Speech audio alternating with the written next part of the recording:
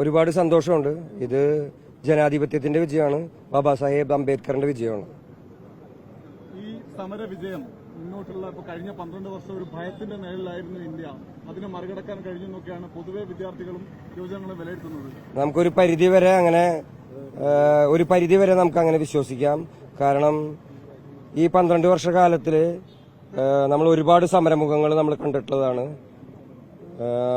ഇപ്പൊ വിദ്യാർത്ഥി സമരം നടന്നുകൊണ്ടിരിക്കുന്ന അതേ പീരീഡിൽ തന്നെ മധ്യപ്രദേശിലും മറ്റുള്ള പലയിടങ്ങളിലും ഒരുപാട് സമരങ്ങൾ നടക്കുന്നുണ്ട്.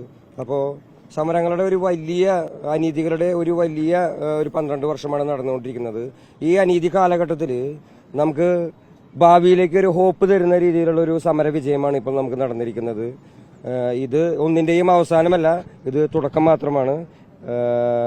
ഇതിനും വലിയ അനീതികൾക്ക് എതിരെ വിദ്യാസമ്പന്നരായ ജനങ്ങൾ തെരുവിലിറങ്ങി പോരാടും.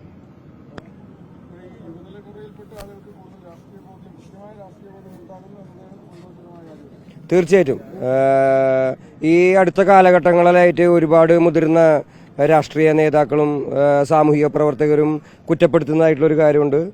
പുതിയതായിട്ട് വളർന്നു വരുന്ന ജെൻസി തലമുറകൾക്ക് രാഷ്ട്രീയം അറിയില്ല എന്നുള്ളൊരു കാര്യം. ഭയങ്കര ടെക്നിക്കലി നോക്കുകയാണെങ്കിൽ നമ്മുടെ കയ്യിൽ മൊബൈൽ ഫോൺ എന്ന് പറയുന്ന സംവിധാനങ്ങളും ടെക്നോളജിയുടെ പീക്കിൽ നിൽക്കുന്നവരാണ് നമ്മൾ. ലോകത്തിന്റെ ഏതറ്റത്ത് നടക്കുന്ന അനീതിയെയും കുറിച്ചും മനസ്സിലാക്കാൻ നിമിഷങ്ങൾ മാത്രം മതി നമ്മുടെ കുട്ടികൾക്ക്.